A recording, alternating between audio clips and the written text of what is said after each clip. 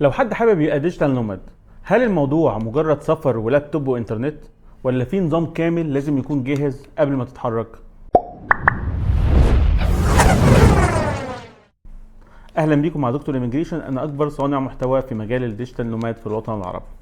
احنا بنتكلم النهارده عن ازاي تحول حياتك وتتحول الى ديجيتال نوماد.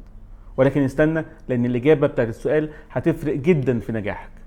طيب خليني اقول لك على حاجه، ان اكتر الناس اللي بتفشل في مجال الديجيتال نوماد مش لانهم مش شاطرين، لكن علشان هم دخلوا الحياه دي من غير ما يعملوا السيت اب الصح.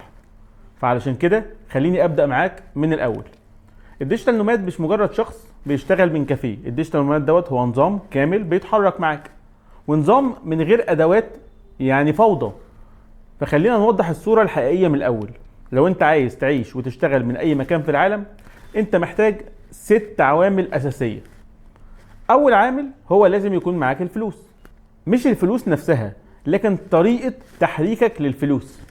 يعني مثلا لو ما عندكش حسابات دوليه، هتبقى مجبر ان انت تشتغل في بلد واحد. عشان كده من اهم ادوات البدايه هو ان انت يبقى عندك حساب بنكي دولي، عندك منصات تحويل فلوس، عندك قدره ان انت تستقبل فلوس من اي دوله.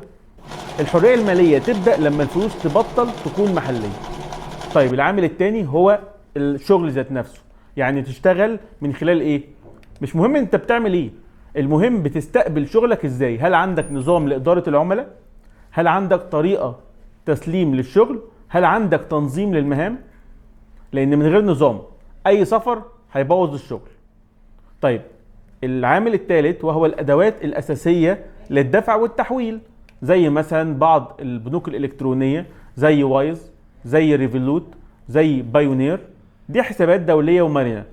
دي مش ادوات رفاهيه، دي ادوات لازم تكون معاك. دي ادوات بيسموها ادوات بقاء، فهي لازم تكون معاك عشان تعرف تشتغل كديجيتال نوماد وتعرف تستقبل فلوس من اي حته في العالم. فاي حد شغال اونلاين بدون الادوات الماليه الصح هو فعلا مربوط بدوله واحده، لان انت ما عندكش حل اخر. طيب العامل الرابع هو الاتصال بالعالم. بمعنى اصح كده ان انت يكون عندك انترنت، لكن الانترنت بشكل احترافي. مش اي واي فاي في كافيه ينفع يكون انترنت، لكن في بعض الاحيان في بعض الدول بتوفر